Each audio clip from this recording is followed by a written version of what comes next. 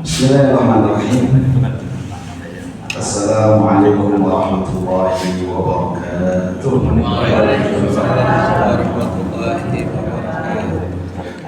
Alhamdulillahirabbil alamin. Wassalatu wassalamu ala asyrafil anbiya'i wal mursalin. Habibina wa syafi'ina wa qurrati a'yunina wa maulana Muhammadin sallallahu alaihi wasallam wa ala alihi wa sahbihi ajma'in. Amma ba'd. Allahumma akhrijna min dhulumatil wahm wa akrimna bi nuril fahm waftah 'alaina bi ma'rifatil 'ilm wa sahhil akhlaqana bil hilm waj'alna mimman yastami'una al-qawla fayattabi'una ahsanah. Jamaah sekalian, Bapak Ibu yang dimuliakan oleh Allah Subhanahu wa taala. Sebelum kita mulai kajian tadabbur ayat-ayat puasa, mari kita berdoa terlebih dahulu, membaca surat Al-Fatihah seraya memohon Allah Subhanahu wa taala. Semoga Allah mudahkan kita semua, mudahkan hati dan kita untuk dengan mudah menerima ilmu dan hidayah dari Allah Subhanahu wa taala.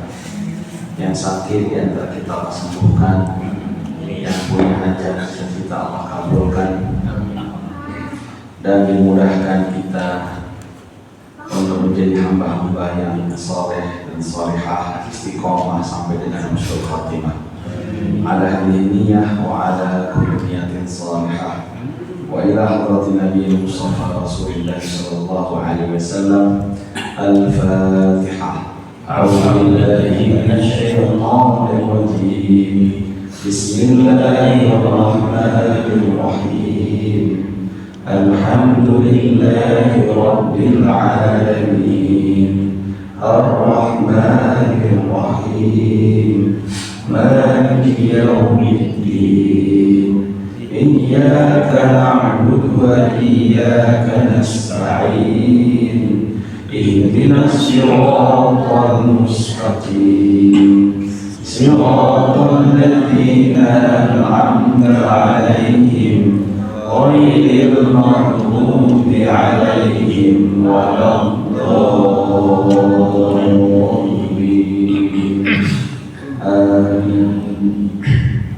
Alhamdulillah.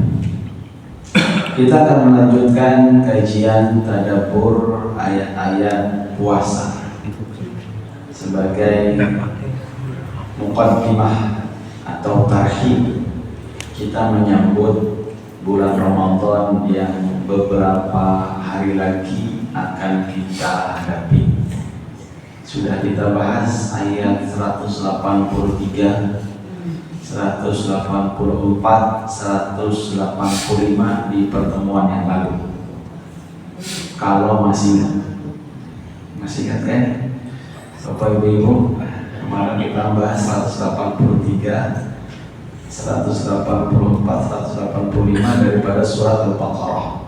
Nah, itu ayat puasa. Ayat-ayat puasa itu kira-kira sampai ayat 187. Berarti tersisa 186 dan 187, 2 ayat lagi. Ya, benar kan? Kalau nggak meyakinkan jawaban. Soalnya sebulan sekali Pak Ustadz ya sih, wajar kalau sebulan sekali lupa ya. Seminggu sekali aja orang pada lupa, apalagi sebulan sekali. Ya oke lah, nggak apa-apa. Ya. Sedikit lebih baik daripada tidak sama sekali. Pernah lebih baik daripada tidak sama sekali. Pernah Ustaz, alhamdulillah pernah, daripada nggak pernah sama sekali. Baik, kita lanjutkan ayat 186. Di ayat 185 kita berbicara tentang beberapa hukum-hukum puasa. Bagaimana hukum puasa orang yang safar, orang yang sakit. Dan ketika itu sudah kita bahas, lebih baik mana ketika safar, apakah puasa atau tidak puasa. Orang yang nggak bisa puasa membayar fidyah, berapa fidyahnya dan bagaimana.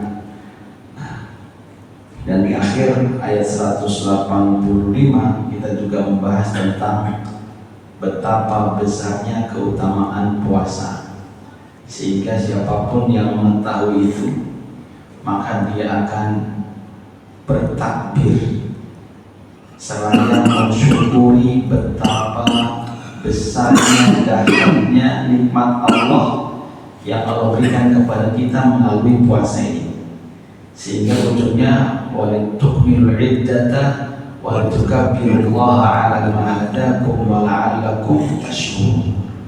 Tujuan atau hikmah terbesar daripada rangkaian ibadah-ibadah puasa adalah menjadikan kita hamba-hamba yang bersyukur. Dan ternyata syukur itu adalah amal yang juga ditargetkan oleh iblis. Jadi target iblis untuk menggoda manusia ini adalah untuk menjadi hamba-hamba yang gak bersyukur.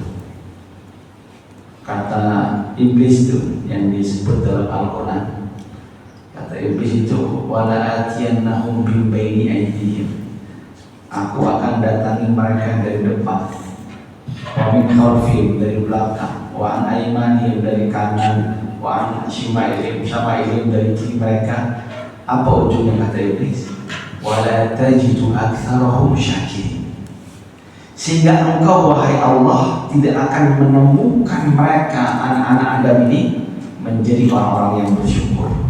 Jadi ternyata gongnya itu, karena kalau orang nggak bersyukur, syukur itu adalah langkah kesekian dari langkah sebelumnya.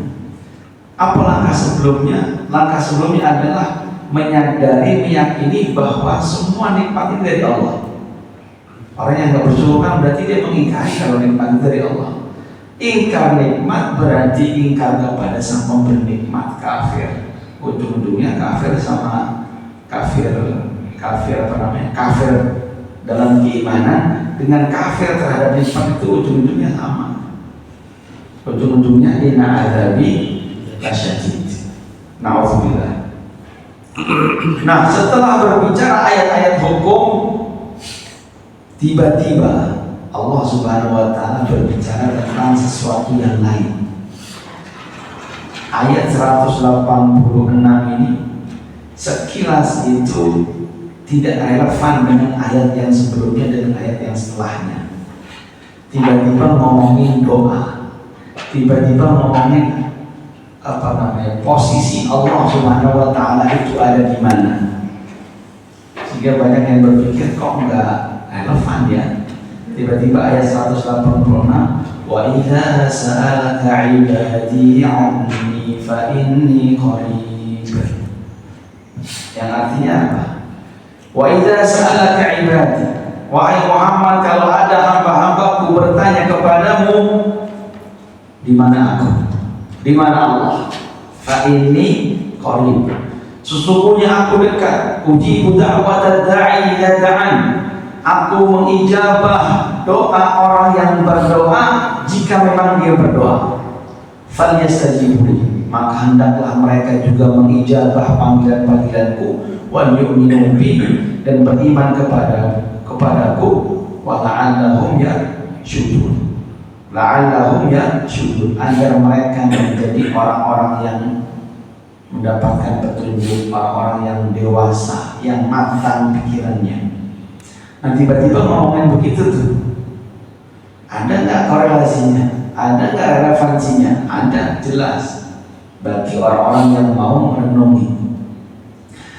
Apa korelasinya? Karena dalam hadis-hadis banyak disebutkan bahwasanya orang yang berpuasa itu doanya mustajab. Ada sebuah hadis yang menyebutkan begini, salasatun la turaddu da'watuhum, ada 3 orang yang doanya tidak ditolak. Tidak ditolak berarti dikabulkan. Siapa mereka itu 3 orang? Al-imamul adil, pemimpin yang adil. Yang kedua, as-shaimu hatta yaftur, orang yang berpuasa sampai dia buka. Yang ketiga, da'watul mazlum, doa orang yang terzolimi.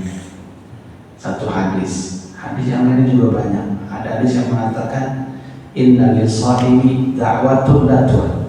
Orang yang berpuasa itu memiliki doa yang tidak ditolak. Ayat lain, hadisnya menyebutkan inna lis-shaimi 'inda fitrihi da'watun la turad. Orang yang berpuasa itu ketika dia berbuka, jadi ada kekhususan di waktu mau berbuka atau ketika waktu berbuka itu memiliki doa yang mustajab, tidak ditolak. Maka jangan sampai orang waktu mau berbuka, jadi ada dua waktu keutamaan di saat kita puasa. Satu waktu berbuka, satu waktu sahur. Ini dua waktu ini jangan disia-siakan. Dan kebanyakan kita digoda oleh setan-setan modern supaya kita menyanyiakan waktu ini. Apa setan modern? HP, televisi, lihat aja tuh acara-acara televisi itu. Acara rame-rame kan pas lagi mau berbuka, kita diajak untuk apa? Diajak ngabuburit, diajak apa tuh namanya? Nunggu waktu berbuka dengan nonton tayangan-tayangan yang judulnya mungkin kayak Islam, ya. Apa namanya itu? Ada yang judulnya sahur yuk, ada yang judulnya menggapai keberkahan Ramadan, tapi ternyata isinya joget-joget, ketawa-ketawa, hahi. Padahal itu waktu-waktu di mana waktu-waktu istijabah, waktu-waktu dikabulkan doa-doa, tapi kita diajak ketawa, diajak joget-joget. Saya nggak tahu sekarang, dulu saya pernah tahu ada acara yang itu tuh yang apa tuh namanya, yang joget-joget itu. Nah, kalau sekarang nggak pernah lihat TV lagi soalnya. Ya. Nah begitu. Padahal itu waktu-waktu mustajab. Nah, jadi korelasinya dengan ayat ini salah satunya itu, bahwasanya orang yang berpuasa itu punya doa yang mustajab. Maka di sini ayat 186 Allah Subhanahu wa taala menyampaikan kepada kita tentang doa. Wa idza sa'alaka 'ibadi 'anni fa inni qarib. Dimulai dengan pertanyaan. Apabila hamba-hambaku bertanya kepadamu wahai Muhammad tentang aku, maka aku adalah dekat. Jadi riwayatnya ada orang yang bertanya sama Nabi Muhammad SAW. Katanya Rasulullah, Arabuna ba'idun fanunadihi am qaribun fanunajihi. Apakah Tuhan kita itu Allah itu jauh sehingga kita manggilnya itu dengan nada kencang? Nida, nunadi itu panggilan dengan nada yang kencang. Am nunajihi, nunaji itu munajat. Munajat itu ngomong dengan pelan. Itu pertanyaan begitu. Jadi sahabat itu bertanya tentang apa? Tentang jarak. Tentang apa? Tentang jarak. Allah itu jaraknya jauh apa dekat? Jawabannya apa? Jawabannya apa? Dekat. Fa ini qarib. Ada pernah dengar orang yang bilang Allah itu di langit? Langit itu jauh apa dekat? Jauh. Terus yang benar gimana? Ya. Banyak orang-orang yang saklek memahami ayat-ayat Al-Quran. Ketika ada ayat Quran bilang Ar-Rahmanu 'ala al-'arsy istawa, amintum man fis samai ay yakhsifa bikumul ardh. Itu memang ayat-ayat itu secara zahir menunjukkan keberadaan Allah itu di langit atau di arsy. Tapi mereka kok seakan-akan nggak baca ayat yang lainnya. Ayat yang lain banyak. Salah satunya ini, Allah itu dekat. Ayat lain mengatakan wa huwa ma'akum aina ma kuntum. Ayat lain itu bilang apa? Wa huwa ma'akum aina ma kuntum. Dia Allah itu bersama kalian dimanapun kalian berada. Jadi kalau ditanya Allah di mana, jawabannya apa dong? Ternyata ayat lain bilang apa? Wa ma'akum aynama kuntum. Ada ayat lain yang lebih jelas mengatakan walaqad khalaqnal insana, dan kami telah menciptakan manusia, wa na'lamu ma tuwaswisu bihi nafsu, dan kami mengetahui apa saja yang jiwanya bisikkan kepada dia, wa nahnu aqrabu ilaihi min hablil warid, dan kami lebih dekat kepada manusia melebihi urat leher mereka. Urat leher itu di mana? Jadi leher di sini. Dan kata Allah, ternyata Allah lebih dekat dari urat leher kita. Jadi kalau kita ditanya Allah itu di mana, jawabannya apa dong? Jawaban yang paling tepat, yang paling aman adalah nggak usah dijawab Allah itu di mana. Cukup bilang Allah itu ada dan dekat dengan kita. Ya. Ada pun ayat-ayat yang mengatakan di langit, di atas arsy dan sebagainya, itu disebut dengan ayat-ayat mutasyabihat. Dan kalau ada waktu nanti suatu saat itu kita bahas bagaimana cara memahami ayat-ayat seperti itu sangat baik, sangat bagus. Ya, tapi intinya ringkasannya seperti itu. Karena kalau dipahami secara harfiah dan telak, itu nggak masuk akal. Yang satu bilang di langit, yang satu bilang dan sebagainya gitu ya. Yang satu bilang dimanapun kalian berada ada Allah, dan satu ayat lagi bilang apa? Lebih dekat daripada urat nadi kita. Maka para ulama Ahlus Sunnah wal Jamaah mengatakan cara menjawab yang paling aman adalah Allah itu ada, titik. Allah tidak bertempat, Allah nggak butuh tempat. Ya, maka ayat ini mengatakan begitu. Ketika ada orang yang bertanya, apakah Allah itu jauh sehingga kita manggilnya itu harus angkat suara atau dekat, kita cukup bisik-bisik? Jawabannya fa inni qarib. Kalau kita baca Al-Quran, kita akan menemukan ungkapan-ungkapan seperti ini. Mereka bertanya, yas'alunaka 'anil anfal, di surat Al-Anfal itu. Mereka bertanya tentang harta rampasan perang. Habis itu jawabannya qulil anfalu lillahi wa rasul. Mereka bertanya tentang harta rampasan perang, katakan wahai Muhammad, harta rampasan perang itu milik Allah dan Rasulnya. Yas'alunaka 'anil mahid, qul huwa adan fa'tazilun nisaa fil mahid. Mereka bertanya tentang hukum haid, perempuan yang haid. Qul apa? Yas'alunaka 'anil mahid, qul hiya adan, qul huwa adan. Katakan haid itu adalah darah haid, itu darah kotor. Fa'tazilun nisaa fil mahid, maka jauhilah istri-istri kalian, maksudnya jangan dijauhi kalau sedang haid. Yas'alunaka 'anil ahillah, mereka bertanya tentang bulan-bulan sabit. Qul hiya mawaqitu lin-nasi wal hajj. Katakan bulan-bulan sabit itu adalah petanda-petanda waktu untuk haji dan yang lainnya. Nah, apa poinnya? Setiap kali ada pertanyaan, ada ungkapan yas'alunaka atau yas'aluka atau sa'alaka, itu mesti di Al-Quran setelahnya ada kata-kata qul. Apa arti qul? Katakan. Seakan-akan Nabi Muhammad yang disuruh jawab. Wahai Muhammad, mereka bertanya tentang bulan, Muhammad jawab. Muhammad, mereka bertanya tentang haid, Muhammad jawab. Wahai Muhammad, mereka bertanya tentang harta rampasan perang, qul, jawab. Muhammad jawab. Tapi begitu ada yang bertanya tentang Allah, Allah itu dekat apa jauh? Di sini nggak ada kata-kata qulnya.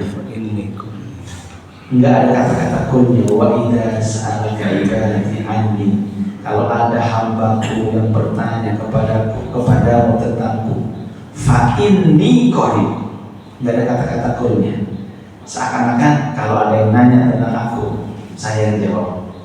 Kata Allah, aku yang jawab. Ini menunjukkan, mengisyaratkan betapa dekatnya Allah dengan kita. Allah yang jawab langsung, ini qarib. Ini qaribun ujibu da'watad da'i idza da'an. Aku mengijabah doa orang-orang yang berdoa. Ujibu da'watad da'i. Allah mengijabah, mengabulkan orang-orang yang berdoa. Tapi di sini dikasih pengikat, dikasih syarat sama Allah. Apa syaratnya? Idza da'ani, kalau memang dia berdoa. Jadi seakan-akan Allah pengen menyampaikan, memang banyak orang berdoa, iya banyak, tapi tidak semua itu benar-benar berdoa. Banyak orang doa itu cuma sekedar minta, padahal minta beda dengan doa. Doa itu ibadah. Dalam hadis disebutkan ad-du'a'u mukhul ibadah. Doa itu adalah intinya daripada ibadah.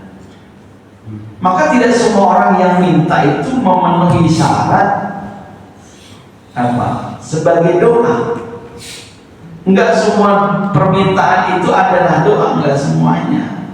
Jadi di sini Allah menyampaikan, ya, aku mengijabah doa kalau memang dia berdoa. Artinya apa? Kalau memang permintaan dia itu memenuhi syarat disebut sebagai doa. Salah satu kriteria doa adalah bahwasanya doa itu adalah ibadah. Apa itu ibadah? Ibadah itu artinya kita menundukkan diri kepada Allah. Jadi ibadah itu dalam kita berdoa bukan kayak kita minta kepada sebaya kita atau orang yang selevel dengan kita, apalagi kayak nyuruh sama orang agak maksa kadang-kadang gitu ya.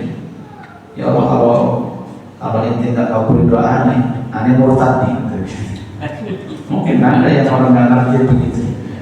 Nanti kalau ente nggak doain, nanti nggak sholat lagi ya. Nah itu bukan doa namanya. Nah, doa itu ibadah. Maka disebutkan ayat setelahnya, falyastajibu li. Karena doa itu ibadah, ibadah itu penghambaan. Kalau ente mau diijabah doanya, ente juga ijabah panggilan-panggilan aneh kata Allah. Allah nyuruh apa? Nyuruh sholat. Allah nyuruh apa? Nyuruh tawadu. Allah nyuruh apa? Nyuruh bersihkan harta dari yang haram, bersihkan harta dari yang haram. Baru itu namanya doa. Falyastajibu li wal yu'minu bi. Dan juga harus yakin, fal yu'minu bi, yakin kepada Allah Subhanahu wa taala. Nah, makanya enggak semua doa itu adalah doa. Nah, sekarang kalau kita merasa kita ini berdoa tapi kok doanya kok kayaknya enggak dikabulkan, enggak direalisasikan gitu ya. Itu barangkali doa kita itu belum memenuhi kriteria doa. Belum memenuhi, kita belum mengijabah juga perintah dan larangan Allah. Kita juga dalam doa kita belum benar-benar khusyuk. Nanti ada bab yang lain lah, itu pembahasan lain. Doa itu syarat rukunnya atau adab-adabnya apa saja. Ya, tapi mungkin sebagian besar sudah tahu.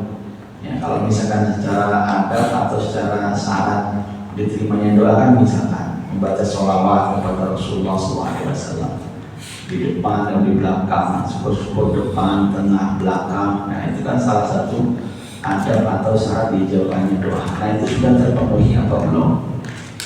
Nah begitu kira-kira ya. Nah jadi kita introspeksi diri. Ya introspeksi diri ketika kita berdoa tapi belum diijabah, barangkali doa kita belum memenuhi syarat.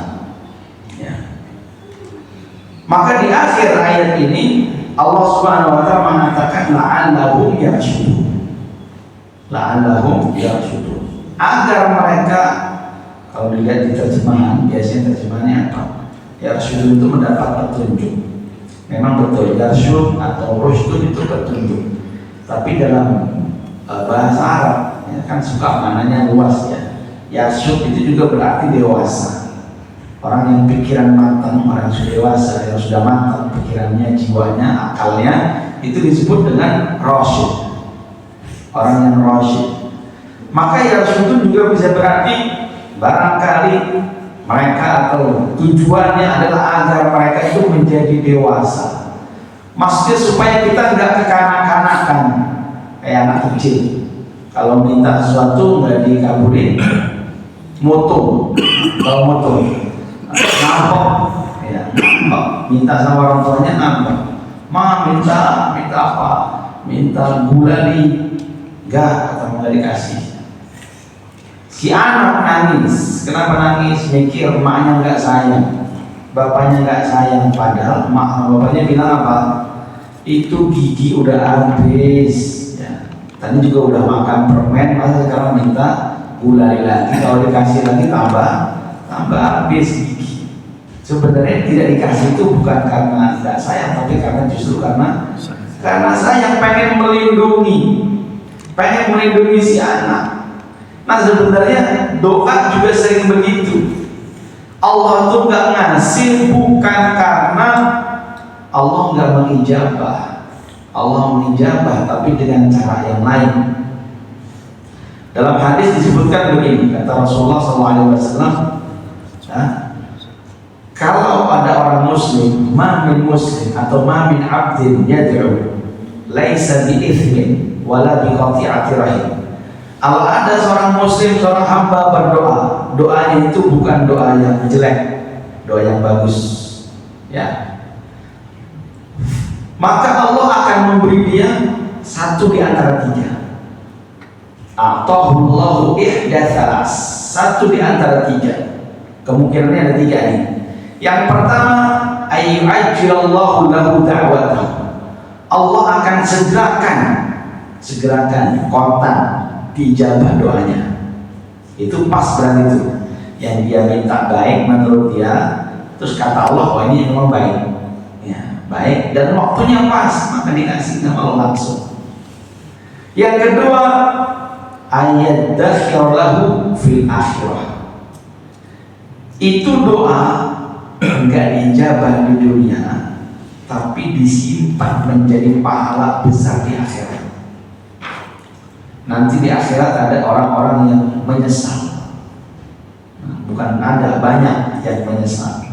Di antara orang-orang yang menyesal itu apa? Begitu di akhirat ada bagi-bagi pahala, melihat tuh, oh itu orang pahalanya gede banget, banyak banget. Apaan tuh amalnya? Kata mereka apa? Saya dulu di dunia banyak doa tapi nggak dijabah, ternyata diganti sama Allah di akhirat. Sehingga orang-orang yang di dunia itu doanya sudah dijabah, mereka nyesal. Kata mereka apa? Seandainya dulu di dunia saya itu doa nggak pernah dijabah.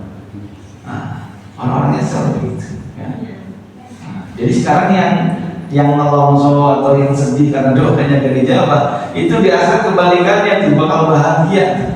Ya. Yang ketiga kata Rasulullah SAW, ayyasrifa anhu su' bimithli ma da'a. Allah akan jauhkan dia dari keburukan senilai doa yang dia panjatkan. Nah, gak dikabulin doanya, mungkin dia minta ya Allah 5M, ya Allah 5M, minta aja 5M. Ada kan di sini kalau doa minta 5M? Ya. Mungkin kita doa gitu, mungkin kita melihat rumah kok bagus amat ya. Telepon tuh kan dijual telepon berapaan Pak? 5M. Ya Allah 5M. Langsung angkat tangan, ya Allah 5M, ya Allah 5M. Mungkin kita doa begitu. Ya. Tapi ternyata kata Allah kalau saya kasih 5M, ya, belum tentu 5M-nya dipakai beli rumah. Ya, begitu 5M ingat yang lain. Dapat 5M ingat yang lain, ingat waduh, saya kan belum pernah nih ke Singapura ini, berangkat ke Singapura. Nah, habis itu lihat iklan ada jalan-jalan ke New York, ke London, ya udah pakai dulu lah. Rumah mau beli yang kecil aja nanti, begitu dapat 5M gitu. Maksiatnya nanti ke sana, maksiat dapat uangnya habis. Kata Allah itu nggak baik kalau saya kabur 5M, ya sudahlah diganti aja. Diganti dengan apa? Dia dihindarkan dari musibah, penyakit, apa segala macam yang kalau dinilai itu setara dengan 5M tadi. Kira-kira begitu. Sehingga para sahabat bilang, "Idan nuksir ya Rasulullah, kalau gitu kita banyak-banyakin aja doa." Iya, kata Rasulullah, Allahu aksar, Allah lebih banyak. Artinya kalau kalian pun banyak-banyakin doa, sebanyak-banyaknya pahala Allah, rezeki Allah, keutamaan Allah tidak akan habis. Tidak akan habis, tidak akan habis. Maka perbanyak doa, gitu ya. Nah, jadi la'allahum yarshudun, agar kita berpikir dewasa ketika kita menyikapi doa ini. Nah, makanya kalau orang soleh itu, ini bedanya orang soleh sama orang awam, orang alim sama orang awam. Bedanya apa? Kalau orang awam itu berdoa karena minta sesuatu, pengen sesuatu. Tapi kalau orang alim, para wali itu berdoa itu bukan minta sesuatu, memang minta, ya Allah, apa namanya, yang ngikutin doa Rasulullah misalkan, ya Allahumma zidni ilman warzuqni fahman, Allahumma rzuqna rizqan halalan thayyiban, minta rezeki yang halal. Itu sebenarnya cuma formalitas. Karena para wali itu berdoa bukan karena minta sesuatu, tapi yang mereka cari adalah kedekatan dengan Allah. Karena doa itu ibadah, dan ibadah itu kan pendekatan kepada Allah. Maka mereka itu doa, setiap hari doa gitu kencang gitu. Sebenarnya dalam hati mereka itu nggak minta-minta yang mereka ucapkan, cuma mereka pengen dekat sama Allah aja, mereka berdoa. Kenapa? Doa itu inti daripada ibadah. Kenapa? Karena ketika seseorang berdoa, berarti dia mengakui tidak ada makhluk atau manusia manapun yang bisa mengabulkan doa itu, maka dia minta sama Allah. Itu bentuk kerendahan hati yang paling dalam dari sebuah doa. Maka doa itu benar-benar menghambakan. Maka orang soleh itu begitu. Mereka berdoa itu bukan berarti, wah hajatnya banyak nih, apa namanya, proyeknya banyak nih gitu. Orang zikir berdoa itu belum tentu karena dia punya hajat banyak. Iya, hajat dia besar. Apa hajatnya? Adalah ingin dekat dengan Allah Subhanahu wa Ta'ala. Nah, itu ayat 186. Nah, ini yang terakhir ayat 187. Semoga waktunya cukup ya. Agak panjang nih ayatnya. Nah, maka saya izin minum dulu ya. Bismillahirrahmanirrahim. Oh, nyangkut.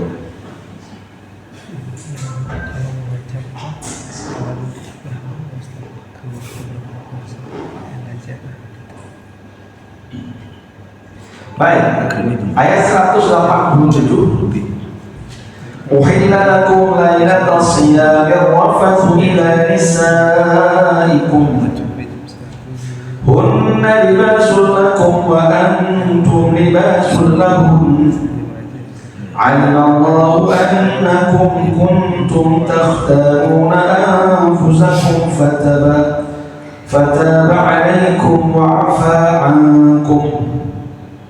Uhilla lakum lailatas siyam, dihalalkan bagi kalian di malam puasa ar-rafathu ila nisaikum, untuk berbuat rafas bersama atau dengan istri-istri kalian. Rafas itu artinya apa? Rafas itu sebenarnya secara bahasa adalah sebuah atau sesuatu perbuatan yang kalau diucapin itu malu. Tapi di sini maksudnya apa? Secara spesifik maksudnya adalah jima, hubungan suami istri. Nah, kenapa ada ayat ini?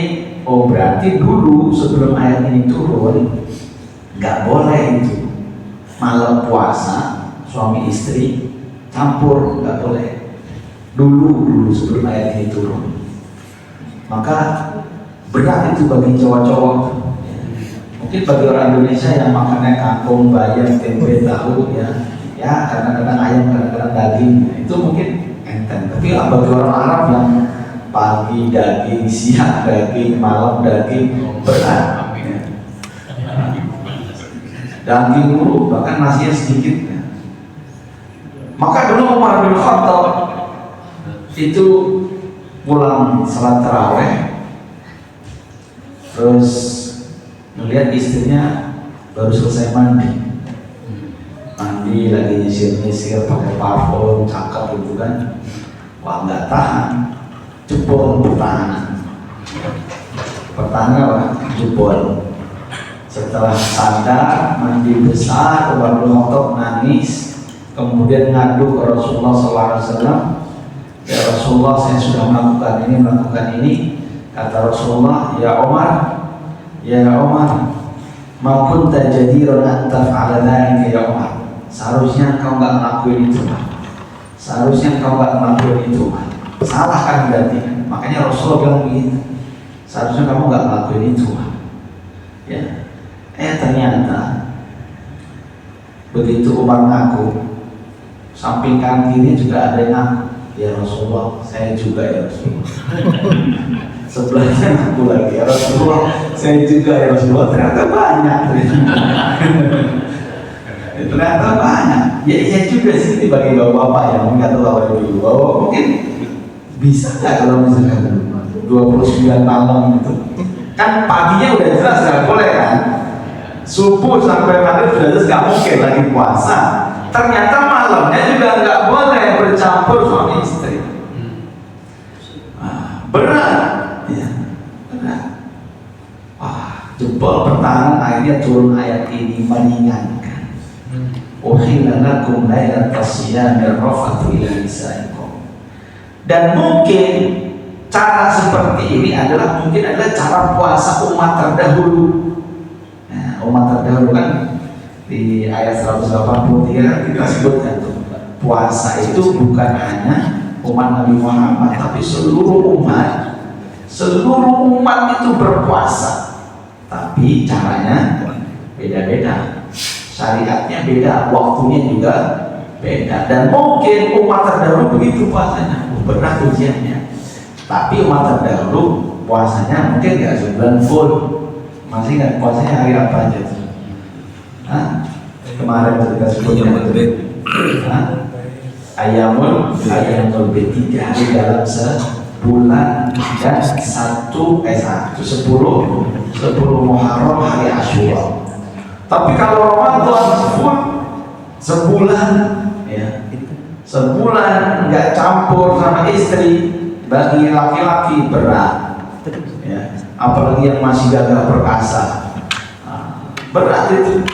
Maka diringankan oleh Allah Subhanahu Wa Taala. Uhilla lakum lailatas siyamir rafathu ila nisaikum hunna libasul lakum wa antum libasul lahun. Ini menariknya di sini. Mereka perempuan-perempuan itu, istri-istri itu pakaian bagi laki-laki, bagi kalian, dan kalian laki-laki juga pakaian bagi istri. Jadi Allah Subhanahu Wa Taala memberikan perumpamaan hubungan suami istri itu seperti pakaian. Sebagian ulama mengatakan kenapa disamakan seperti pakaian? Ya, karena pakaian itu melekat di kulit. Ya, ini kan melekat di kulit, nempel nih. Nah, suami sama istri kan kalau berhubungan yang ke kulit ketemu kulit kan begitu. Tapi di sini ada makna filosofi daripada pakaian. Maka ketika nasihat-nasihat pernikahan ini biasanya dibahas. Nah, apa sih makna filosofi daripada pakaian itu? Coba pakaian itu fungsinya apa, Pak Bu? Nah, pertama, nutup aurat. Jadi suami sama istri itu fungsinya adalah menutup aurat satu sama lain. Tidak boleh ada permasalahan di rumah atau ada permasalahan di malam hari, termasuk hubungan suami istri, lalu kemudian ceritanya sampai ke rumah, keluar rumah. Aib di dalam keluarga, aib sama pasangan tidak boleh keluar dari luar rumah, nggak boleh. Karena tugas suami dan istri adalah saling menutupi aibnya. Ya kalau dicari-cari aibnya, siapa yang nggak punya aib? Ya. Jangankan aib fisik, aib yang non fisik juga banyak.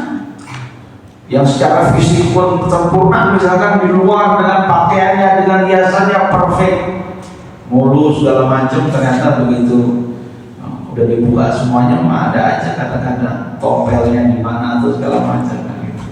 Nah, atau ada bagian hitam di mananya. Nah, itu kan bagian contoh daripada aib. Nggak boleh keluar, nggak boleh sampai terdengar orang lain. Tugas suami dan istri adalah menutupi kekurangan pasangannya satu sama lain. Tutupi. Satu, sebagai penutup aurat, fungsi pakaian. Yang kedua, sebagai pelindung. Pakaian kan melindungi kita dari panas, dari dingin. Maka suami sama istri saling melindungi. Melindungi dari apa? Dari berbagai macam. Dari macam bahaya, kesulitan, kekurangan, kefakiran. Melindungi juga dari dosa dan maksiat. Maka ketika nanti disebutkan wabashiruhunna, ya, pergaulah istri kalian itu adalah proses saling melindungi dari dosa. Kalau sudah habis di dalam, sudah puas di dalam, insya Allah di luar nggak nyari-nyari lagi, kan gitu. Jadi ketika berhubungan suami istri itu salah satu niatnya apa?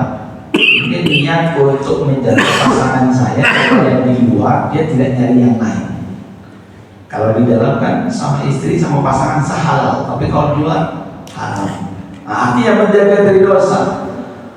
Maka ada seorang ulama ketika itu dilihat, wah ulama ini keluar rumah dia pakai pakaian rapi, ganteng, pakai parfum.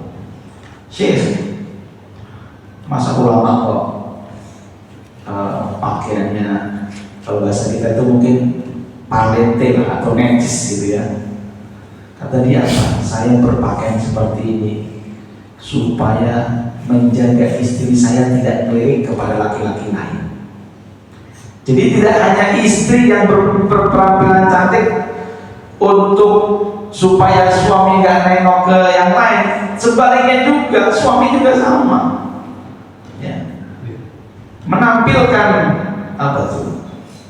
Penampilan yang membahagiakan sehingga istri sudah cukup aja dengan kita, nggak perlu nengok yang lain. Nah, sama suami istri begitu. Nah itu bentuk melindungi. Yang ketiga tadi menutup aurat, yang kedua apa? Menjaga. Yang ketiga fungsi pakaian apa? Menutup aurat, melindungi, dan yang ketiga, kalau saya lupa. Ada 3 itu. Apa? Menghias, oh ya benar. Sebagai penghias. Jadi suami dan istri itu merupakan hiasan untuk satu sama lain, kebanggaan. Jadi kalau sudah berkeluarga itu kita jangan berpikir sendiri. Nah, jadi apa yang kita lakukan, bagaimana kita, itu juga di situ ada harga diri orang lain, keluarga kita. Yang dilakukan oleh suami jelek, kan ditanya itu istrinya, suaminya siapa? Istrinya jelek, sikapnya buruk, malu-maluin, ditanya itu istrinya siapa? Nah, artinya kena orang lain juga kena. Maka saling menjaga. Hunna libasul lakum wa antum libasul lahum. Alimallahu annakum kuntum takhtanuna anfusakum. Allah sudah tahu bahwasanya kalian itu gak bisa menahan nafsu kalian. Kalian mengkhianati diri kalian sendiri. Yang maksudnya tadi itu, yang Umar bin Khattab dan yang lainnya. Fataba alaikum wa afa ankum. Tapi hebatnya para sahabat tuh maafnya, ampunannya itu diumumin di Al-Quran. Fataba alaikum, ya. Allah menerima taubat kalian dan Allah memaafkan kalian. Fal'ana bashiruhunna wa bataghu ma kataballahu lakum. Maka sekarang silahkan pergaulilah mereka dan carilah apa yang Allah tetapkan untuk kalian. Maksudnya apa? 2 apa yang Allah tetapkan untuk kalian. Pertama, tadi kepuasan seksual, sehingga tidak mencari di luar, sehingga tidak mencari, cukup dengan yang halal dan tidak mencari yang haram. Ya. Yang kedua adalah rezeki anak.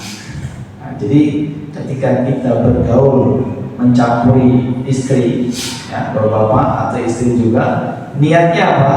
Niatnya dua itu, menjaga kesucian pasangan, dan yang kedua mencari rezeki anak soleh. Niatnya itu dua, sehingga aktivitas tersebut bisa menjadi ibadah. Dan itu ada pahalanya, ya. Wa kulu washrabu hatta yatabayyana lakumul khaytul abyadu minal khaytil aswadi minal fajr. Dan makan dan minumlah kalian sampai menjadi jelas antara benang yang putih dan benang yang hitam daripada fajar. Disebutkan dalam kitab-kitab tafsir, katanya pertama kali turun itu nggak ada redaksi minal fajarnya, nggak ada. Jadi perintahnya itu gini doang, makan dan minumlah sampai menjadi jelas antara benang hitam dengan benang putih. Maka ada sahabat yang kalau tidur itu di kakinya diiketin antara benang hitam sama benang putih.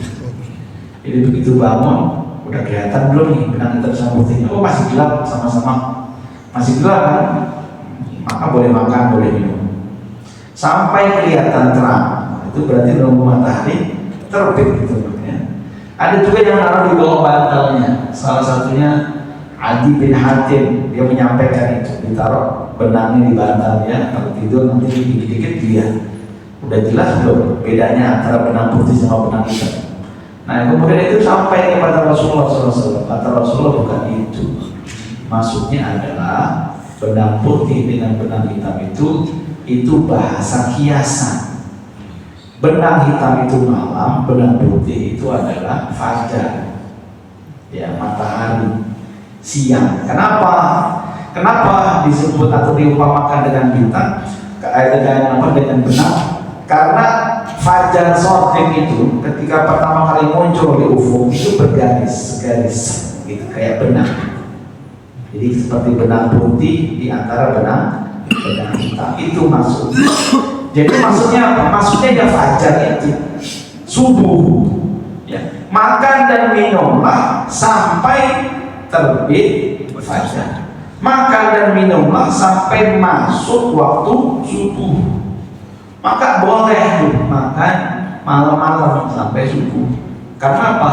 Dulu sebelum turun ayat ini, itu boleh makan itu batasannya bukan subuh. Jadi kalau sudah azan maghrib boleh makan, boleh minum. Setelah isya nggak boleh makan minum lagi. Patokannya begitu sebelum ayat ini turun. Atau patokannya sampai dia tidur. Kalau habis maghrib dia tidur, maka begitu bangun tidur udah nggak bisa makan minum lagi dia. Sehingga ada cerita namanya sahabat Nabi namanya Qais bin Sirmah. Ada yang mengatakan Qais ibnu Abi Sirmah, ada yang mengatakan Abu Sirmah bin Qais. Nah, ceritanya pertama dilihatnya nama orangnya ada perbedaan pendapat di antara ahli riwayat, ya. Katakanlah Qais bin Sirmah. Qais bin Sirmah ini kerja sebagai petani, kerja di ladang. Begitu sore dia pulang, sudah mau buka atau sudah buka, nyampe rumahnya bilang ke istrinya, "Neng, udah siap belum bukaan?" "Oh bentar lagi bang, saya siapin dulu." Nah, karena capek habis kerja di ladang, begitu nempel di tempat duduk tidur dia. Azan Allahu Akbar, istrinya bawa makanan, ngeliat dia tidur, kata dia celaka Qais. Nah, karena begitu bangun sudah nggak boleh dia makan minum. Wong sebelumnya aja udah capean, maka dia terpaksa nggak makan minum sampai siang berikutnya, sampai hari berikutnya, dan dia semaput pada akhirnya. Pingsan dia, saking kelelahannya, kecapeannya. Kata Rasulullah, kenapa itu si Qais itu pingsan? Ya diceritain ceritanya begitu. Maka turunlah ayat ini. Nah, diberikan keringanan lagi tambahan. Maka bersyukur kita menjadi umat Nabi Muhammad itu keringanannya banyak. Ya, Boleh makan sampai terbit fajar. Tapi ingat, sampai terbit fajar. Terbit fajar itu kapan? Mana di sini ada itu enggak? Nah, di situ tuh. Jam berapa tuh subuh di situ? 4.39. 4.39. Berarti ketika masuk 4.39 sudah nggak boleh makan minum. Sekarang ada ajaran baru. Imsak. Ada ajaran baru apa? Ajaran baru tuh begini katanya. Kalau masih azan, selama masih azan boleh makan minum katanya. Jadi azan nih, azan subuh, Allahu Akbar, Allahu Akbar, dia mah minum. Terus saya kaget. Kok minum? Berarti pas komat. Kok minum kamu? Jadi cerita itu di pesantren ya. Saya waktu ngajar di pesantren, tadi bangun anak subuh, ke masjid. Lagi tidur yang lagi puasa itu Ramadan. Allahu Akbar, Allahu Akbar, dia bangun langsung ambil. Ini minum dia. Kok minum? Batal puasanya. Ternyata dia termasuk orang yang terpapar paham ini. Jadi ada orang-orang baru nih, ya, orang-orang baru. Saya bilang orang-orang baru, kan sebelumnya nggak ada orang-orang baru begini. Ya. Orang-orang baru yang dia berpikir kalau azan itu masih boleh minum, masih boleh makan sampai makanannya selesai, atau sampai azannya habis. Kenapa? Ini juga banyak cerita. Ada teman saya dulu alumni Libya yang di Jakarta itu. Nah, dia kan alumni pesantren, terus ke Libya. Teman-temannya mungkin juga sama lah, mirip-mirip, atau mungkin nggak pernah pesantren tapi ke Libya. Nah, begitu mereka di kos-kosan makan bareng sahur, azan, Allahu Akbar, Allahu Akbar. Lah teman saya itu orang Aceh, teman saya. Dia bilang, "Loh, udah selesai azan, berhenti deh." Teman-temannya yang lain kalau itu makan, lanjutin sambil ketawain. Ente nggak tahu dalilnya ya, kata dia. Ente masih kuno, dia masih ngikutin orang dulu, kata dia. Ini yang benar tuh yang kayak gini, kata dia. Kalau asal masih pakai makan. Saya bilang, ya, kok mohon maaf ya, kok bodoh kok berjamaah, saya bilang gitu. Iya. Kenapa itu? Karena mereka belajar agama dengan cara otodidak, nggak ngikutin, nggak mendengarkan apa kata para ulama. Emang pikir ulama-ulama dahulu nggak tahu hadis itu? Jadi ada hadis bunyinya begini, Pak. Hadis itu bunyinya begini. Kata Rasulullah, "Idza sami'a ahadukum nida." Kalau kalian mendengarkan azan, lalu di tangan kalian, wa fi yadi ahadikum ina, di tangan kalian ada ina itu tempat makan atau tempat minum. Berarti kan bisa air minum, bisa makanan. Fala yatu'ana, maka jangan dia letakkan sampai dia menghabiskan. Itu yang dipahami itu. Mereka tuh nemu hadis itu kayak nemu permata. Ya ini yang benar, ternyata ini selama ini kita diajarin salah sama orang-orang itu. Dipikir Imam Syafi'i, Imam Ahmad, Imam Malik, Imam Hanafi nggak tahu hadis itu. Tahu hadisnya memang sahih, tapi mereka cara memahaminya nggak sahih. Sebenarnya hadis itu hadis apa? Karena kalau para ulama ini nemu hadis itu nggak langsung menyimpulkan buru-buru, tetapi semua hadis, semua riwayat, ayat-ayat yang terkait dengan hukum itu dibaca semua, dipelajari semua, baru setelah itu ada kesimpulan. Kalau mereka orang-orang baru ini nemu satu hadis, langsung buru-buru nyimpulin. Ternyata begitu dikumpulkan hadis-hadis itu, ketahuan, oh yang dimaksud dalam hadis itu adalah azan yang di waktu malam. Di zaman Rasulullah SAW, azan itu 2 kali.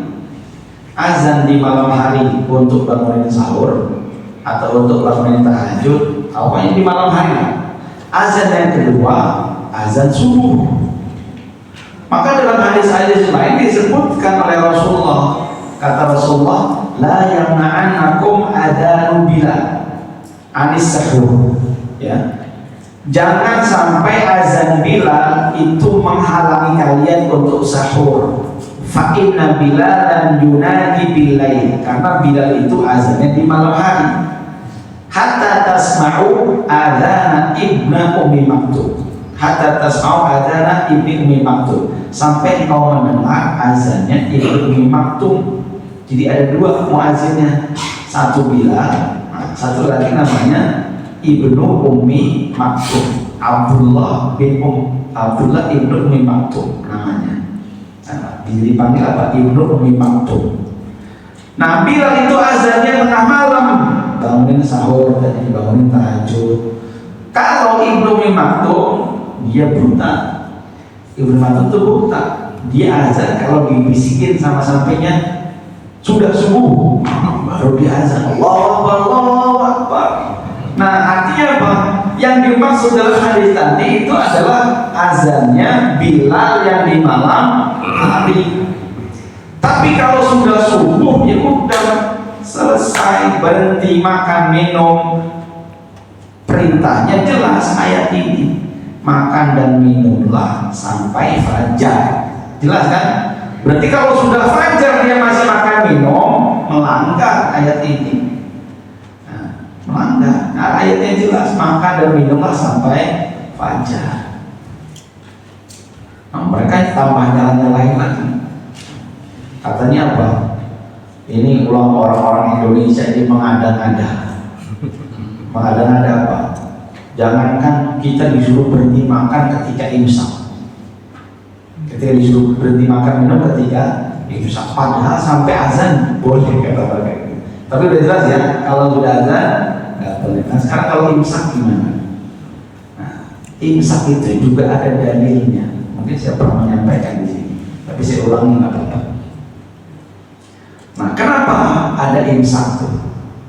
Mereka bilang kan gini, kita ini ngikutin sunnah aja nih, ngikutin hadis aja, jangan ngikutin orang lain. Nah, pertanyaan, imsak itu sunnah apa bukan? Nah, sunnah itu. Imsak itu apa? Kita berhenti makan. Imsak itu artinya menahan. Berhenti makan kira-kira 10 menit sebelum subuh, sebelum azan subuh, supaya enggak apa? Hikmahnya supaya kita enggak buru-buru.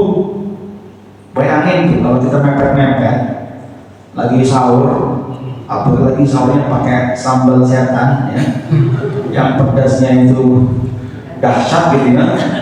Masih makan sambal, tiba-tiba azan. Kan belum sempat minum, ya kan? Bayangin tuh, ya. Lagi makan sambal kita harus puasa dalam kondisi kepedesan, belum sempat minum, kan kita yang repot. Nah, makanya disyariatkan ada imsak. Dari mana imsak itu? Hadisnya Anas bin Malik dan juga Zaid bin Thabit itu cerita. Kata mereka, kami makan sama Rasulullah SAW, makan sahur. Lalu berhenti makan sahur. Habis itu nggak lama azan, berangkat ke masjid terus azan. Terus ditanya, itu jarak antara Rasulullah berhenti makan minum sampai ke azan subuh itu kira-kira berapa? Nah, kata Zaid bin Thabit, ya kira-kira kita baca Al-Quran 50 ayat. Berapa? 50 ayat. Maka dikira-kira oleh para ulama, kalau kita baca Al-Quran 50 ayat dengan kecepatan standar ya, kira-kira berapa menit? Akhirnya ya muncullah 10 menit kira-kira. Maka berhenti makan minum 10 menit sebelum subuh itu sunnah, kalau tahu dalilnya. Nah, mereka suka bilang apa? Nggak ada dalilnya. Itu namanya keburu-buru. Beda antara nggak tahu sama nggak ada. Tidak semua yang kita nggak tahu berarti nggak ada, benar ya? Nah, karena kita kan bodoh, banyak hal yang kita nggak ketahui. Jangan buru-buru memutuskan. Tidak semua yang tidak diketahui lalu kemudian langsung divonis Tidak ada. Bukan nggak ada, elunya yang nggak tahu. Gitu kalau kata orang sini kan. Bukan yang nggak ada, situnya yang nggak tahu. Ya. Jadi begitu. Nah, maka jelas, pokoknya azan subuh sudah nggak boleh. Ini saya jelaskan itu karena apa? Ini masif, karena mereka itu menggiurkan omongannya. Ini adalah hadisnya sahih. Kita harus mengamalkan ini. Nah, iya hadisnya sahih, tapi cara memahaminya yang nggak sahih. Nggak cukup hadisnya sahih, tapi cara memahaminya juga harus sahih. Ya. Wala tubashiruhunna wa antum belum situ. Tsumma atimmus siyama ilal lail. Lalu sempurnakanlah puasa sampai malam, artinya sampai maghrib. Maka begitu maghrib selesai puasa, buka. Maka dianjurkan cepat-cepat buka. Meskipun orang Indonesia nggak perlu dianjurin juga cepat-cepat kalau buka. Sehingga ada anekdot bilang tuh orang Indonesia itu cuma tepat waktu ketika buka doang. Diajak rapat, kumpulan, pengajian, dari tepat waktu. Tapi urusan buka puasa tepat waktu. Ya, ditungguin malah tepat waktu. Sumati musnya main lagi. Tapi ada hukum begini, mungkin ada yang pengen lebih keren itu puasanya atau pengen lebih banyak pahalanya. Saya mau puasa lanjut. Nah, hukumnya gimana? Hukumnya nggak boleh. Rasulullah SAW melarang. Itu namanya puasa wisol. Wisol itu nyambung. Ya, jadi sahabat Nabi dulu saking semangatnya pengen ibadah, jadi maghrib itu nggak buka, lanjut, ya sampai besok dia puasa lagi. Nah, ada yang begitu, mungkin nggak banyak tapi ada. Ya. Sehingga kata Rasulullah, kalau kalian pengen wisolnya sampai sahur saja. Jadi mereka nggak makan tuh maghrib, lanjut puasa, tapi sahur makan. Nah, setelah sahur kalau mereka puasa nyambung sampai besoknya lagi, haram. Nah, kalau puasa wisolnya sampai sahur makruh, tapi kalau nyambung sampai saya lagi puasanya apa? Haram. Tapi Rasulullah SAW dalam hadis itu disebutkan, ya Rasulullah, engkau melarang wisol, tapi engkau sendiri melakukannya. Rasulullah melakukan wisol. Jadi Rasulullah tuh bisa jadi puasa nih, maghrib nggak buka, sahur nggak makan, besoknya lanjut puasa lagi. Maka para sahabat ketika itu bertanya, Rasulullah, engkau melarang wisol, tapi engkau sendiri melakukannya. Apa jawaban Rasulullah? Rasul bilang, amma ana lastu kahayatikum. Aku itu beda sama kalian, kata Rasulullah. Abitu inda rabbi yut'imuni wa yasqini. Kalau aku itu malam hari itu Allah ngasih makan saya, ngasih minum saya. Artinya beda. Jadi kekhususan apa? Kekhususan Rasulullah SAW puasa wisol, umatnya nggak boleh. Jadi kita jangan berpikir yang enak-enaknya aja. Rasulullah boleh nikah sampai 9, umatnya dibatasi sampai 4. Enggak cuma itu urusan Nabi, banyak contohnya apa? Puasa wisol, Nabi puasa wisol, kita nggak boleh. Nabi wajib dia mulai, kita nggak wajib. Memang khusus Nabi, nggak sama kita. Kenapa? Salah satu sebabnya tadi, Nabi itu khusus, makhluk terdekat dengan Allah paling mulia. Meskipun nggak makan minum secara zahir, tetapi dikasih energi sama Allah. Kata Rasulullah, yut'imuni wa yasqini. Allah ngasih makan saya, ngasih minum saya, khusus ya. Nah kita nggak usah, kita puasanya maghrib buka aja ya. Dan itu lebih baik, lebih sunnah ya. Meskipun nggak disuruh juga lepas. Nah, wala tubashiruhunna wa antum aqifuna fil masajid. Janganlah kalian mencampuri atau menggauli istri-istri kalian ketika kalian i'tikaf. Nah, banyak yang berpikir ketika baca ayat ini, para sahabat dulu sampai ada yang menggauli istri di masjid. Bukan itu maksudnya. Enggak ada sahabat Nabi yang bergaul atau berjima dengan istri di masjid. Enggak ada, mustahil. Ya, apa? Mustahil. Pertama masjid Nabi itu terbuka, nggak ada kamar-kamarnya.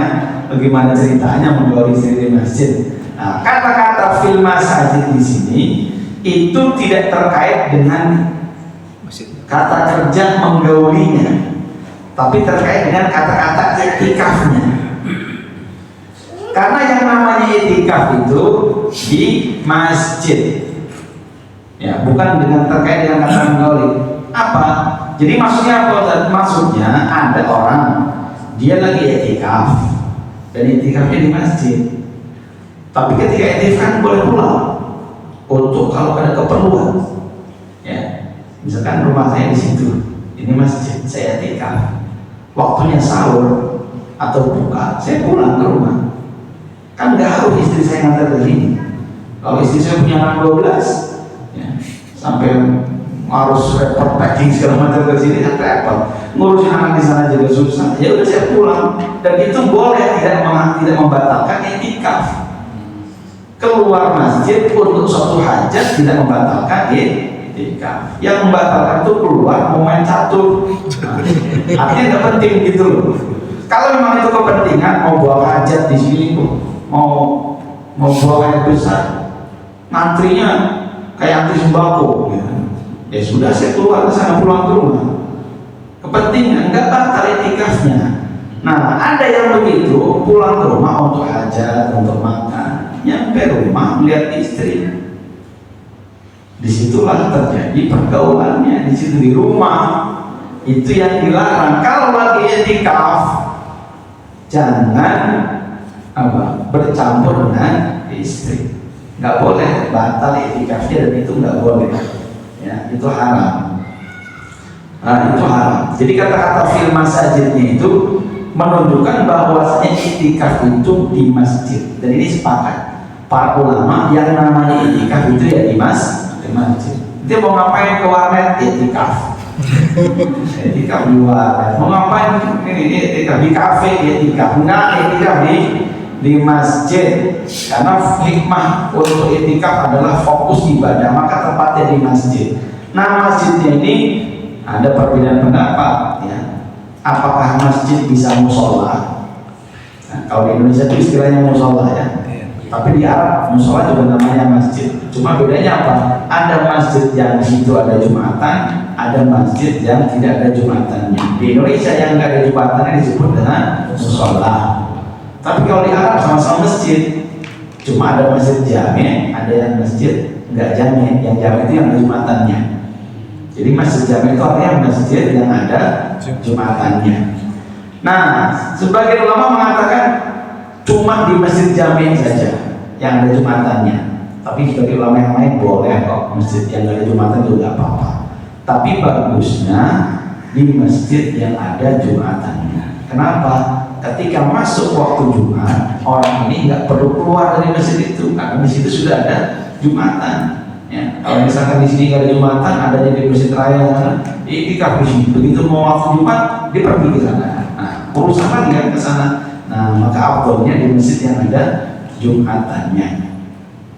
Nah, tilka hududullahi fala taqrabuha, itu adalah ketetapan batasan-batasan Allah. Janganlah kalian mendekatinya. Maksudnya tadi itu, ya, bercampur dengan istri, berhubungan seksual dengan istri di waktu kita beriktikaf itu adalah ketentuan Allah. Jangan kalian dekati, maksud jangan kalian langgar. Yubayyinullahu ayatihi lin-nasi la'allahum yattaqun.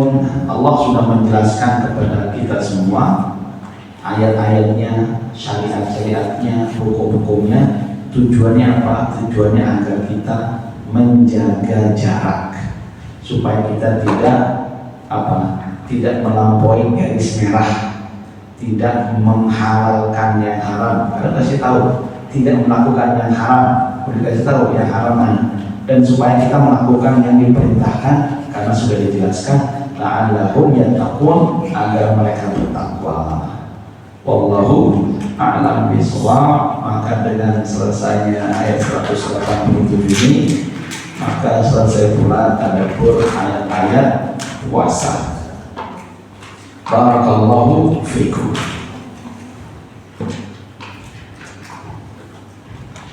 Ada pertanyaan?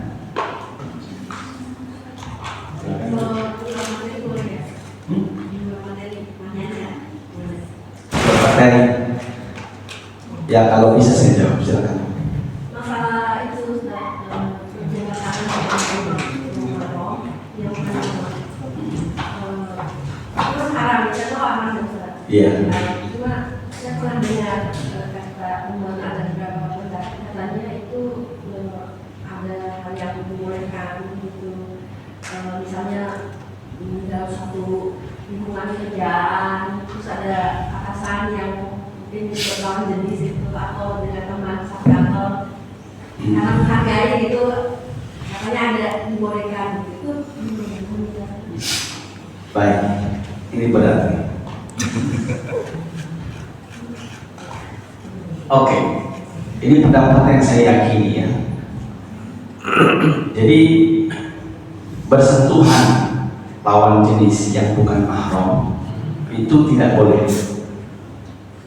Itu tidak boleh, tapi kita harus bisa meletakkan itu pada posisinya. Ya, ada hadis yang mengatakan apa namanya itu? Saya lupa agak bunyi rumah, tapi bunyi itu kasar, gitu. Apa bukan kasar, keras, ancamannya itu keras. Daripada menyentuh perempuan yang bukan mahram, itu lebih baik apa? Lebih baik ditusuk oleh paku yang panas, kira-kira gitu ya. Perumpamannya seperti itu, mana hadisnya kurang lebih seperti itu. Nah, dari yang saya tahu bahkan sampai Rasulullah SAW itu tidak pernah, bahkan ketika baiat, kan ada baiat ketika itu ya, orang-orang berbaiat termasuk perempuan-perempuan juga berbaiat, itu Rasulullah SAW tidak bermusafah dengan para wanita itu. Artinya Rasulullah SAW menjaga, itu satu. Nah, tapi kemudian bermusafah atau bersentuhan dengan perempuan ini itu juga terlalu dibawa jauh oleh sebagian orang dengan dalil hadis tadi. Apa artinya dibawa jauh? Itu disamakan dengan berzina. Jadi hadis tadi yang mengatakan seandainya orang menyentuh lawan wanita yang bukan mahramnya, lawan jenis, ya, menyentuh itu lebih baik bagi dia ditusuk oleh besi yang panas. Sebenarnya hadis itu menurut Syekh Al-Qaradawi itu bukan tentang sentuhan biasa kayak sentuhan kulit, itu adalah maksudnya apa? Maksudnya adalah zina. Ya, maksudnya adalah zina. Kenapa? Karena kaidah dalam syariat itu yang namanya ancaman atau hukuman itu pasti setimpal dengan perbuatannya. Bersentuhan lawan jenis, ya, itu seperti salaman, itu memang salah, ya, katakanlah salah. Nah, tapi kesalahannya nggak sebesar tadi. Itu nggak fair atau nggak apple to apple lah, ini bahasa mudanya gitu ya. Karena hadis tadi itu dimaknai sebenarnya maknanya adalah untuk perzinahan.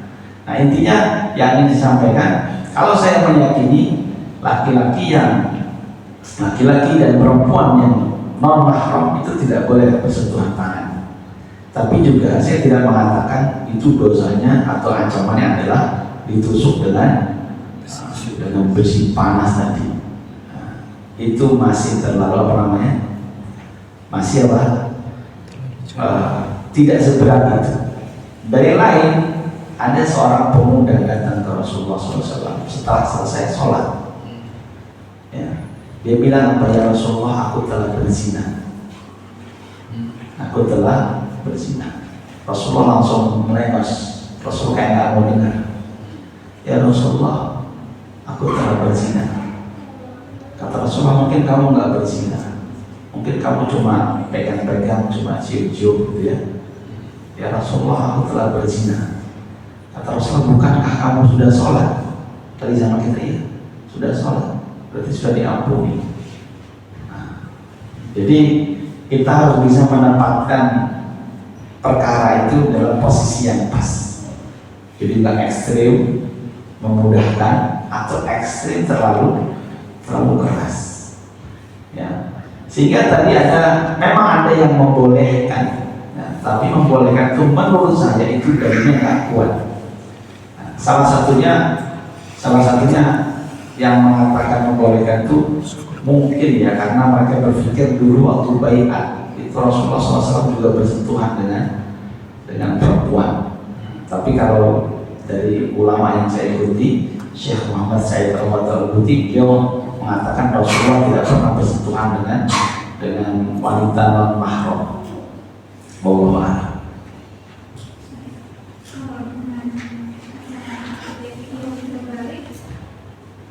Dengan guru yang perempuan sama tetangga yang mungkin usianya seperti orang tua kita, apakah kita mengakui itu? Kalau dia sudah orang tua seperti nenek-nenek, kakek-kakek yang sudah tidak ada hasratnya, itu dibolehkan. Itu dia yang sudah tidak ada hasrat, kira-kira yang tidak ada hasrat, sudah perempuan mungkin sudah menopause ya, atau sudah menopause. Kalau kakek-kakek sih nggak ada ya. Kalau kakek sih, misalkan saya nih cium tangan sama guru saya yang dulu guru SD saya kan sudah nenek-nenek, sekarang saya cium tangan, ya, cium tangan. Nah, kalau di situ aman, benar langsung. Tapi itu ada hukum lain ya untuk orang-orang yang sudah tidak punya hawa nafsu. Itu di surat An-Nur kan disebutkan begitu, bahkan aurat pun boleh tersikat bagi mereka itu. Itu disebutkan dalam surat An-Nur itu. Kalau ABG hindari karena sudah balik. Jadi perempuan laki-laki, saya misalkan salaman dengan perempuan yang dia sudah haid, masih kecil mungkin anak SMP atau SD kelas 6 sudah haid, ya sudah, berarti hindari.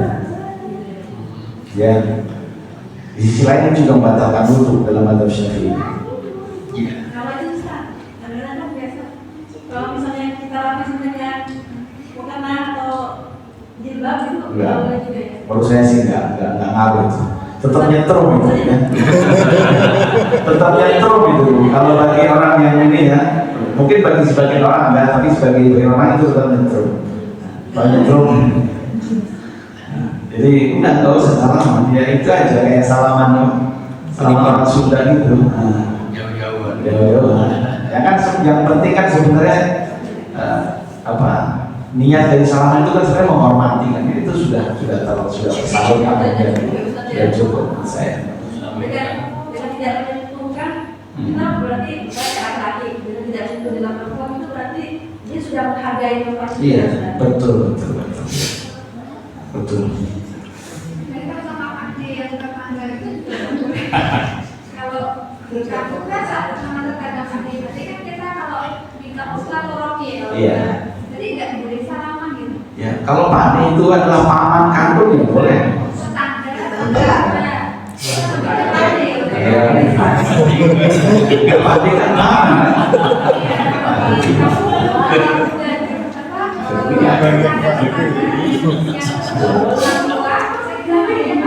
Iya.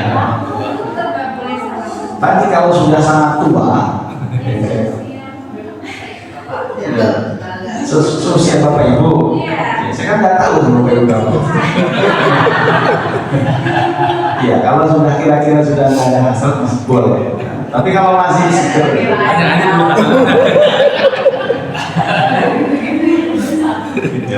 Allah. Tapi kalau hukum fikih tetap berlaku ya. Misalkan dia wudu, ya batal kalau dalam mazhab Syafi'i. Pak Ustaz, Ya, Bu. kalau berdoa itu lebih baik di sujud terakhir atau setelah sholat ini? Ya, doa terbaik itu ketika sujud. Jadi jadi begini. Memang ada hadis kan menyebutkan begitu ya. Ketika Rasulullah bilang aqrabu ma yakunu al-'abdu min rabbihi wa huwa sajid. posisi paling dekat seorang hamba kepada Allah adalah ketika dia bersujud. Fa'athiru fihi doa, maka perbanyaklah di situ doa. Jadi di situ posisi terbaik kan. Ya. Tapi kalau seandainya waktu sujud lupa, kan suka tuh lupa ya, benar nggak? Ya, pengen doa nanti sujud, ternyata sadar-sadar udah salah. Ya sudah, doa aja. Dan itu juga masih terbaik, karena apa? Doa setelah melakukan amal soleh itu juga termasuk waktu yang mustajab. Kan setelah sholat kan sholat amal soleh, maka berdoa setelah sholat itu mustajab, setelah tilawah itu mustajab. Ya, itu Bu ya. Ruku juga ya. Ruku nggak disyariatkan atau disunahkan doa di ruku. Ruku dia tidak, itu nggak disunahkan. Berdiri juga setahu saya nggak disunahkan. Sujud saja lah sujud. Atau di ujung tahiyat, akhir, di akhir setelah tahiyat akhir itu disunahkan doa tidak boleh. Di setiap sujud atau sujud terakhir? Semua sujud. Ya, sebenarnya di semua sujud, cuma kebanyakan di sujud terakhir. Kenapa? Supaya nggak lupa. Kalau kebanyakan di sujud pertama dia udah banyak doa, dia nanti lupa. Ini berapa ya? Itu biasanya gitu. Kenapa orang ini di sujud terakhir supaya nggak lupa? Karena dikit-dikit itu bisa bikin kita lupa yang kayak gitu. Baik. Alhamdulillah. Barakallahu fiikum. Warahmatullahi wabarakatuh. Shadaqallahu al-azim wa shadaqa rasuluna nabiyul karim wa ala dzalika minasy syahidin. Kita berdoa kepada Allah Subhanahu wa taala semoga Allah berkahi bulan ini. Allah sampaikan kita ke dalam bulan Ramadan, memberikan kita taufik dan hidayah agar bisa beribadah dengan maksimal di bulan Ramadan. Amin ya rabbal alamin. Ala dinihi wa ala niyatin salihah. Al-Fatihah. A'udzubillahi minasyaitonir rajim. Bismillahirrahmanirrahim. Alhamdulillahi rabbil alamin. Arrahmanir rahim. Maliki yaumiddin. Iyyaka na'budu wa iyyaka nasta'in. Ihdinas siratal mustaqim. صراط الذين أنعمت عليهم غير المغضوب عليهم ولا الضالين آمين. الحمد لله رب العالمين. Assalamualaikum warahmatullahi wabarakatuh.